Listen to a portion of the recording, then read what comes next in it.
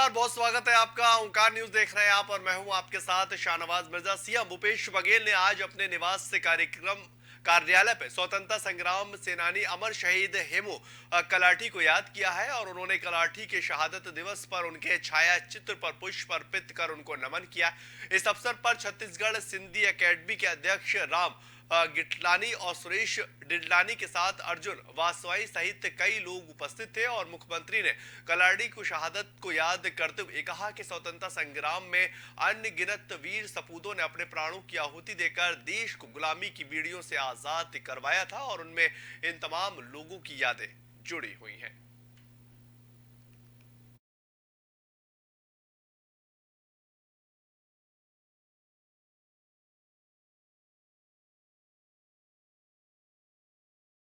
मुख्यमंत्री भूपेश बघेल पूर्व केंद्रीय मंत्री शैलजा कुमारी के साथ राजधानी रायपुर के सेरीखेड़ा स्थित कलपत रो रूलाला इंडस्ट्री पार्क पहुंचे और यहां पर महिला समूहों के द्वारा संचालित बेकरी यूनिट और सिलाई यूनिट के साथ साथ नर्सरी सीएमटीसी और मिक्सचर यूनिट का अवलोकन भी किया। मुख्यमंत्री ने कार्यरत स्वयं सहायता समूह की महिलाओं से चर्चा करते हुए उनके जीवन में आए परिवर्तन की जानकारी ली और उन्होंने महिला के आग्रह पर उनके साथ सेल्फी भी ली। नगरीय प्रशासन एवं विकास मंत्री डॉक्टर शिव कुमार डहरिया भी इस अवसर पर मौजूद रहे और मुख्यमंत्री ने बटन मशरूम को संरक्षित करने के लिए लगाए गए सोलर कोल्ड स्टोरेज यूनिट का निरीक्षण कर उनकी कार्यशैली की जानकारी ली। वहीं रीपा में कार्यरत महिलाओं के बच्चों की देखरेख और पोषण के लिए स्थापित आंगनबाड़ी केंद्र पहुंचे और आंगनबाड़ी केंद्र के मासूम बच्चों को फूल भेंट करते नजर आए।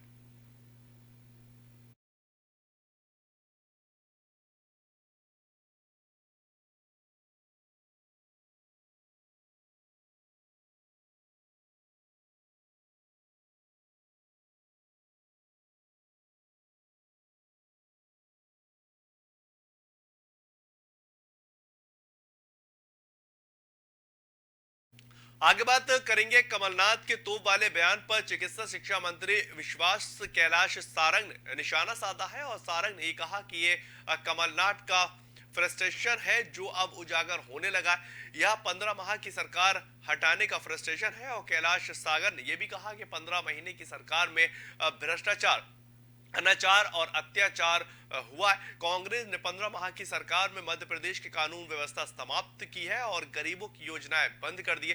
कमलनाथ सेठ है और धमकी देना और दबाव बनाना उनकी आदत है। ये पहली बार नहीं कि कमलनाथ हमेशा इस तरह अफसरों पर दबाव बनाना चाहते। लोकतंत्र में विधायिका, कार्यपालिका और न्यायपालिका का अपना दायित्व और कर्तव्य होता है और इसी तरह दबाव बनाकर कमलनाथ अपना फ्रस्ट्रेशन उजागर कर रहे हैं। कमलनाथ खुद को सुपीरियर दिखाना चाहते हैं। मंत्री सारंग ने यह कहा कि यह घृणा और दबाव की राजनीति है, इसका लोकतंत्र में कोई भी स्थान नहीं है। अंदर अब चुनाव होने वाला है और उसी को लेकर अब भारतीय जनता पार्टी और कांग्रेस पार्टी जो है वो आमने सामने आती नजर आ रही है। मध्य प्रदेश विधानसभा चुनाव के साथ साथ लोकसभा चुनाव 2024 का भी आगाज जो है वो होता हुआ अगले साल नजर आएगा और तैयारियां कांग्रेस पार्टी या फिर भारतीय जनता पार्टी अभी से करती दिखाई दे रही। तमाम बड़े नेता जो है वो बयानबाजी करते हुए नजर आ रहे हैं और मध्य प्रदेश के अंदर सारंग जो है वो साफ तौर पर कमलनाथ को घेरते हुए नजर आ रहा है और वो ये कहते दिखाई दे रहे हैं कि कमलनाथ जो है वो धमकी देने और बलगलाने वाली बातें करते दिखाई देते हैं क्योंकि उनका व्यक्तित्व जो है वो वैसा ही है। इसी बात को लेकर अब कांग्रेस मध्य प्रदेश किस तरह का बयान देती हुई नजर आएगी क्योंकि मध्य प्रदेश के अंदर कांग्रेस और भारतीय जनता पार्टी इस बार जो विधानसभा का चुनाव है उसमें पूरी जी जान के साथ उतरती हुई नजर आएगी।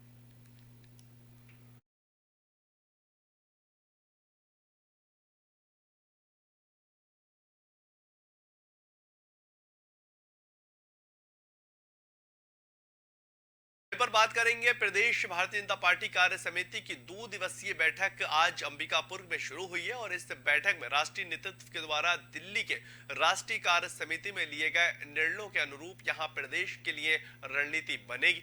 बैठक के प्रथम सत्र में सुबह प्रदेश पदाधिकारियों की बैठक संपन्न हुई और इसके बाद प्रदेश सह प्रभारी नितिन नवीन और प्रदेश अध्यक्ष अरुण साव के साथ साथ भारतीय जनता पार्टी के राष्ट्रीय उपाध्यक्ष डॉक्टर रमन सिंह और केंद्रीय राज्य मंत्री रेणुका और महामंत्री संगठन पवन साय की उपस्थिति में प्रदेश कार्य समिति प्रारंभ हुई है। बैठक में प्रदेश अध्यक्ष रुण साव ने अध्यक्षता की है और कई अहम बातों को लेकर वहां पर चर्चा की गई है।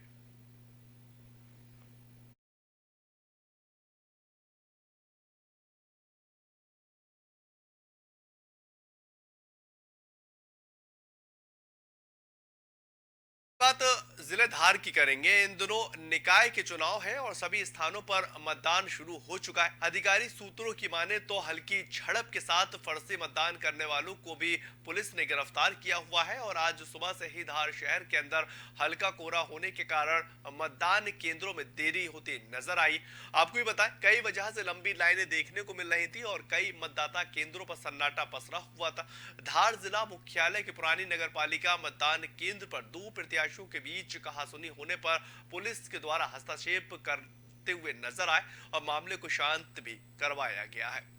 आपको जानकारी दें कि चुनाव का ये पूरा मौसम जो है वो चलता हुआ नजर आ रहा है। नगर पालिका मतदान केंद्र पर ये झड़प होती हुई दिखाई दी है। अधिकारी सूत्रों के हिसाब से ये पूरी हल्की झड़प हुई है और जिला धार की खबर, क्योंकि निकाय चुनाव जो है वो होते हुए नजर आए हैं और सभी स्थानों पर मतदान शुरू हो चुका है।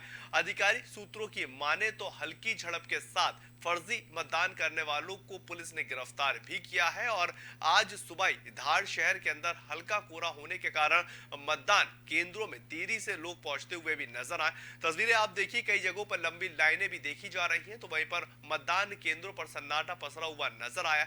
धार जिला मुख्यालय के पुरानी नगर पालिका मतदान केंद्र पर दो प्रत्याशियों के बीच काफी कहासुनी, इसके बाद पुलिस के द्वारा हस्तक्षेप करना पड़ा और मामले को शांत करवाना पड़ा।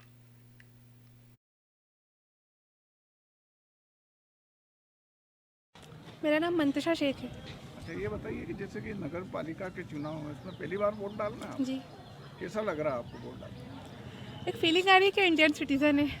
अच्छा, जी, तो कैसा लग रहा है? आम लोगों को क्या बोलना चाहेंगे आप?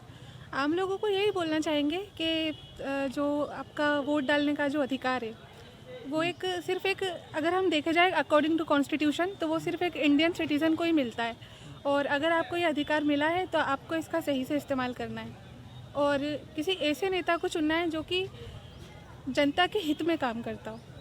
मेरा ये संदेश है सबको। क्या नाम है आपका? मेरा नाम मंतशा शेख है। आगे बात करेंगे। कलेक्टर विनीता नंदवार आज कुआकोंडा विकास खंड अंतर्गत ग्राम पंचायत चोल नार पहुंचे और जिला स्तरीय 16वीं वार्षिक कोया करसाठा का 2 दिवसीय कार्यक्रम में शामिल हुए। ग्रामीणों ने कलेक्टर के आगमन पर महुआ के फल से बनी माला और पगड़ी पहनाकर स्थानीय नृत्य के साथ कलेक्टर का स्वागत किया और कार्यक्रम में सामाजिक संगठन पर चर्चा हुई है और साथ ही शिक्षा पर विशेष जोर दिया गया है और कलेक्टर ने ग्रामीण जनों और समाज में उपस्थित लोगों को संबोधित भी किया। इस दौरान उन्होंने स्वास्थ्य पर विशेष ध्यान देने के लिए कहा, जिसमें कुपोषण, एनीमिया के लक्षण और एनीमिया जैसे बचाव हेतु पोषक आहार जैसे विटामिन युक्त भोजन देने की बात कही। उन्होंने शिक्षा के क्षेत्र में भी प्रकाश डालते हुए कहा कि शिक्षित वर्ग ही एक बेहतर समाज का गठन कर सकता है और इसीलिए समाज के प्रत्येक वर्ग को शिक्षा पर ज्यादा से ज्यादा ध्यान देना चाहिए।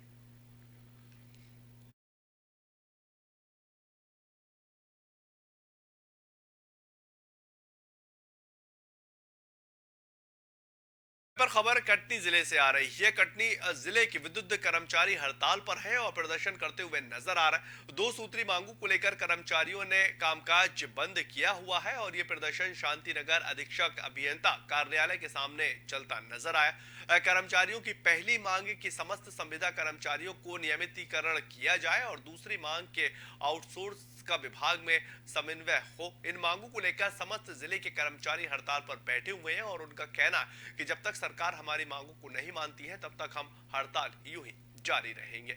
आपको जानकारी दें कि सतीश साहू जो प्रदेश सचिव है वो भी हड़ताल करते हुए नजर आ रहे हैं और तमाम कर्मचारी जो हैं वो हड़ताल पे बैठे हुए। दरअसल ये जो पूरा मामला है ये आपको बताएं, कर्मचारी हड़ताल से जुड़ा हुआ है और विद्युत कर्मचारी जो हड़ताल पे बैठे हुए प्रदर्शन कर रहे हैं और 2 सूत्री मांग है उनको लेकर ये कर्मचारी प्रदर्शन करते हुए नजर आ रहे हैं। ये प्रदर्शन शांति नगर अध्यक्ष अभियंता कार्यालय के सामने चलता हुआ नजर आया है और कर्मचारियों की पहली मांग समस्त संविदा कर्मचारियों को नियमितीकरण किया जाए, यानी कि उनको पक्का किया जाए। और दूसरी मांग, आउटसोर्स का विभाग में समन्वय होना चाहिए और इन मांगों को लेकर समस्त जिले के कर्मचारी हड़ताल पर बैठे हुए। उनका साफ तौर पर कहना है कि जब तक सरकार हमारी मांगों को नहीं मानती है तब तक हम हड़ताल पर यूं ही बैठे रहेंगे।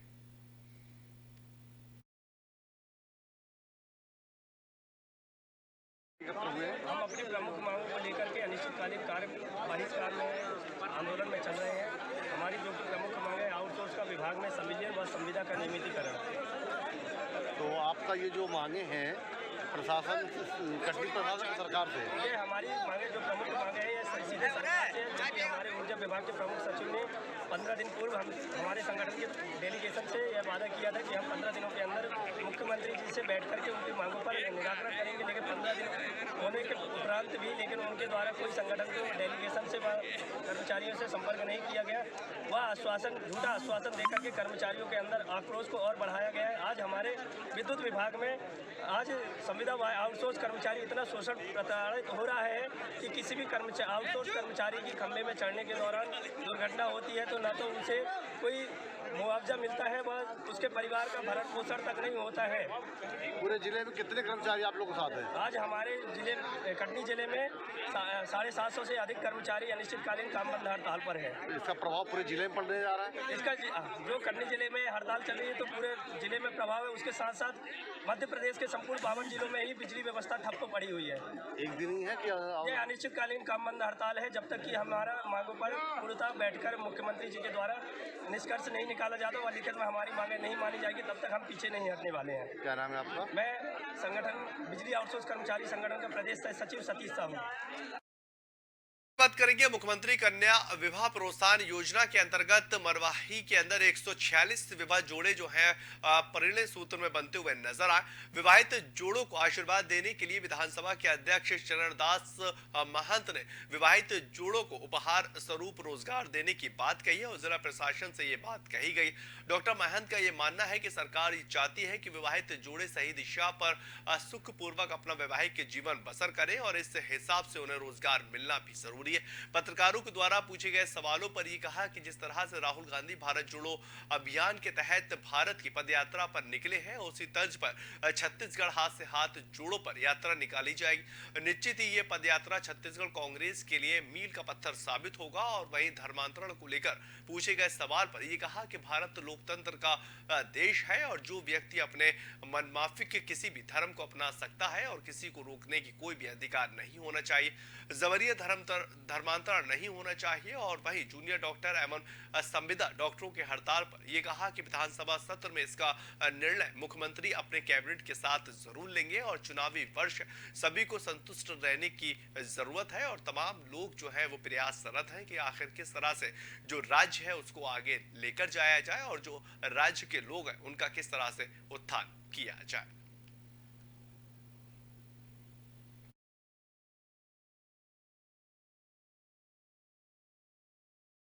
योजना में जो लोग शामिल होंगे उनके रोजगार की भी बात होगी। देखिए, मन में आया मेरी बात कि हम विवाह तो करा रहे हैं, बहुत अच्छी बात है, पुण्य का काम है, और कहीं ये भटकते भटकते रहें, उनको रोजगार न मिले तो ये गलत हो जाएगा। और आप सब जानते हैं कि हमारे नेता राहुल जी स्वयं यहाँ के बेरोजगारी को लेकर जो यात्रा पर निकले हैं देश के, उसमें भी यही सवाल उठ रहा है कि यदि हमारे बच्चे बिना रोजगार के रहे तो कैसे होगा। तो मैं चाहता हूं कि किसी न किसी रोजगार से जुड़ें, चाहे व्यक्तिगत रोजगार करें, चाहे व्यावसायिक रूप से करें, चाहे नौकरी करें। अगर नहीं कर रहे हैं तो उनको रोजगार से जोड़ा जाना चाहिए और कलेक्टर के पास या जिलाध्यक्ष के पास इतनी व्यवस्थाएं तो हैं कि वो कर सकते हैं। इसलिए मैंने ये सलाह दिया है और लगता है कि मुख्यमंत्री जी को पसंद आएगा। जी बिल्कुल।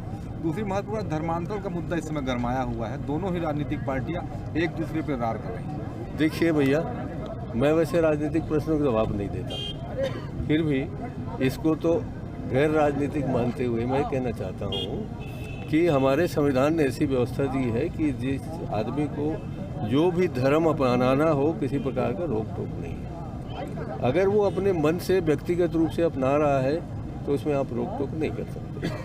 यदि आपको जबरदस्ती किसी धर्म में लादा जा रहा है तो उस पर कार्रवाई होना चाहिए। मैं इसके पक्ष में। आरक्षण के मुद्दे को लेकर क्या कहना चाहिए? आरक्षण के मुद्दे को लेके सुप्रीम कोर्ट को प्रणाम करना चाहता हूँ। जिस ढंग से वहाँ हम लोग अपनी आंखें टकटकी लगाए बैठे हैं, जल्दी निर्णय करें ताकि हमारे बच्चों के प्रति या बच्चों के साथ अन्याय ना हो। प्रदेश भर में जूनियर डॉक्टर और संविदा कर्मी भी हड़ताल में है, उस पर भी सरकार की नज़र है?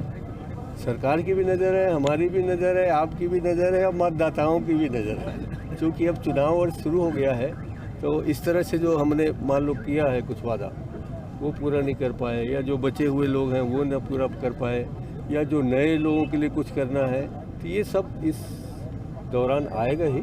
और सबके प्रति हम लोगों का पूरा ध्यान है और उसको दूर करने का प्रयास करें। क्या माना जाए, कब तक कोई समाधान निकल सकता है? ये क्योंकि समाधान, परेशानी भी सुनिए ना, ये समाधान निकालना प्रशासन का काम है। मुख्यमंत्री जी उनके परिवार का काम है। परिवार मतलब मंत्रिमंडल का। अभी हमारे यहाँ फरवरी तक तो सेशन होगा, अधिवेशन होगा। मार्च के जब सेशन आएंगे, बजट सत्र, उसमें मैं चाहूँगा कि इन सब चीज़ों का समावेश किया जाए, क्योंकि ये आखिरी बजट सत्र होगा। आगे बात करेंगे मौनी अमावस और शनिचरी अमावस पर भक्तों की बड़ी संख्या में मोक्षित यानी शिप्रा और नर्मदा नदी में स्नान के लिए लोग पहुंचते हुए नजर आए हैं। और यही कारण है कि धार्मिक नगरी उज्जैन स्थित शिप्रा तट पर भक्तों की भारी संख्या नजर आ रही है। ओमकारेश्वर और नर्मदा नदी के घाटों पर बड़ी संख्या में भक्त स्नान और पूजन के लिए पहुंचे हैं। और मौनी अमावस और शनिचरी अमावस पर स्नान के साथ दान पुण्य का खासा महत्व माना जाता है। श्रद्धालुओं ने त्रिवेणी संगम में डुबकी लगाने के बाद नवग्रह शनि मंदिर में भगवान शनि देव के दर्शन कर दान पुण्य किया है। और प्रशासन के द्वारा स्नान के लिए फव्वारों की व्यवस्थाएं भी की गई। यहाँ महिला और पुरुष के लिए अलग अलग घाट बनाए गए हैं। और प्रशासन का यह अनुमान है कि आज शाम तक 1 लाख से ज्यादा श्रद्धालु स्नान कर सकते हैं। इसको लेकर चाक चौबंद प्रबंध किए जा चुके हैं। और पंडित अजय व्यास के मुताबिक आज मौनी अमावस और दुर्लभ हर्षल योग बन रहा है। और आज ही के दिन पवित्र संगम में स्नान करने के लिए विशेष लाभ भी मिलता है। गुरु महाराज बताएं, कल जो अमावस्या है क्या महत्व और क्या परंपरा है?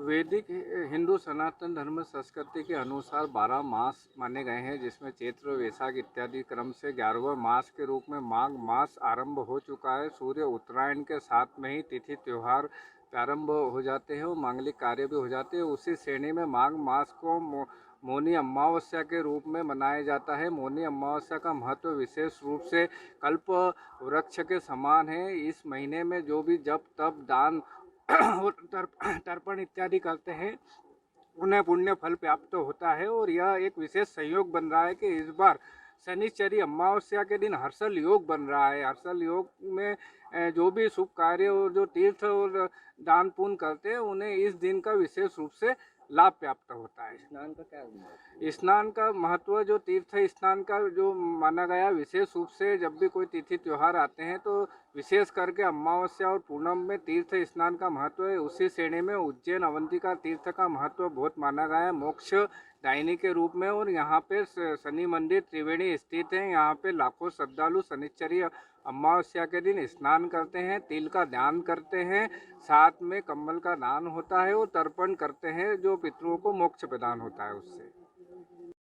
तो बात करेंगे गांधी सागर फ्लोटिंग फेस्टिवल। मध्य प्रदेश के मंदसौर में आने वाले पर्यटकों को एक अनूठा ग्लैपिंग और एडवेंचर एक्टिविस्ट का अनुभव देने के लिए 5 दिवसीय फ्लोटिंग फेस्टिवल 1 फरवरी 2023 से आयोजित किया जाएगा। प्रमुख सचिव पर्यटक और सांस्कृतिक एवं प्रबंध संचालक टूरिज्म बोर्ड शिव शेखर शुक्ला ने बताया है कि ये अद्वितीय और अपनी तरह का पहला फ्लोटिंग फेस्टिवल है, जिसमें लैंड, एयर और वाटर वेस्ट एडवेंचर एक्टिविस्ट पर्यटकों का रिस्पांस देखने को मिल रहा है।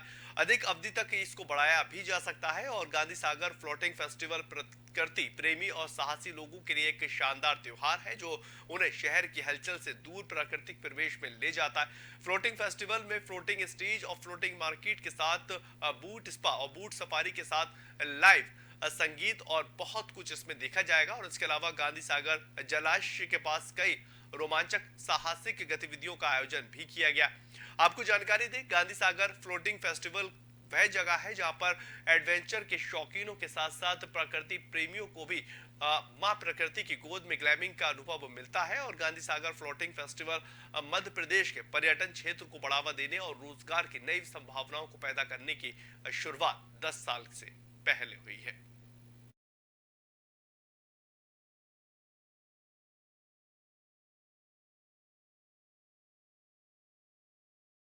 उत्तर भारत के उत्तर प्रदेश सहित कई राज्यों में पश्चिम विक्षोभ के प्रभाव के कारण शुक्रवार को बर्फबारी और हल्की बारिश हुई है और वहीं मैदानी इलाकों में न्यूनतम तापमान में बढ़ोतरी दर्ज की गई है। आईएमडी के मुताबिक उत्तर प्रदेश के कई जिलों में शनिवार को भी बादल छाए रहने की संभावना है और अधिकतम तापमान बढ़ोतरी दर्ज हो सकती है। आईएमडी ने उत्तर प्रदेश के पूर्वानुमान ये लगाया है कि 23 जनवरी से छिटपुट स्थानों पर हल्की बारिश देखने को मिल सकती है और 24 से 27 जनवरी के बीच विस्तृत क्षेत्र में हल्की से मध्य बारिश जो है वो दर्ज हो सकती है। मौसम विभाग कार्यालय में ये बताया गया है कि शनिवार को आमतौर पर आसमान साफ रहेगा और न्यूनतम और अधिकतम तापमान क्रमशः 10 डिग्री और 23 डिग्री के आसपास रह सकता है। उन्होंने ये बताया कि अगले 5 दिनों के अंदर उत्तर भारत को शीत लहर से राहत मिल जाएगी और पूर्वांचल के गोरखपुर, बस्ती, मऊ सहित कई जिलों में रात में गरज के साथ हल्की बारिश होगी। हालांकि इसकी संभावना मौसम विभाग ने बुधवार को ही जता दी थी। इसके अलावा विभाग की ओर से कई जिलों में बिजली गिरने का अलर्ट जारी किया है और इसका कारण लोगों को घरों में सतर्क रहने के निर्देश दिए गए हैं।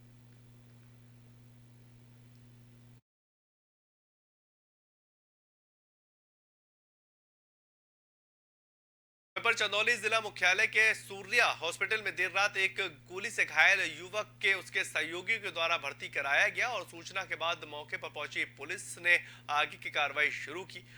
पुलिस को देखकर युवक जो है वो भागते हुए नजर आए। उसके बाद उसकी हालत देख चिकित्सकों ने प्राथमिक उपचार के लिए वाराणसी के ट्रॉमा सेंटर उसको रेफर किया। पुलिस के अनुसार घायल युवक और उसके साथी पिकअप वाहन को लेकर चोरी की नियत से निकले थे, लेकिन बीच रास्ते में शराब पीने और आपसी बातचीत के दौरान संदिग्ध परिस्थितियों में गोली चलने से मोनू घायल हो गया और इस पर घायल युवक के साथियों के द्वारा सूर्या हॉस्पिटल में भर्ती करवाया गया। हालांकि घटना के तथ्यों की तमाम जांच पुलिस कर रही है।